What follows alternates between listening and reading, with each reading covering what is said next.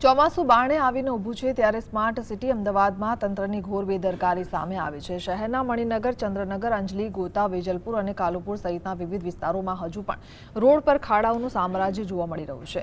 મણિનગરના Uttamnagar garden પાસે આખા road પર પાઇપલાઇન નાખવા ખોદાયેલા ખાડા ક્યારે પૂરાશે તે મોટો પ્રશ્ન છે।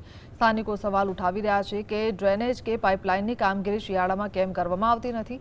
ગત સ્ટેન્ડિંગ કમિટીમાં 7 દિવસમાં ખાડા પૂરવા તાકીદ કરાઈ હતી, ત્યારે આગામી ગુરુવાર સુધીમાં કામગીરી થશે કે કેમ તે જોવું રહ્યું।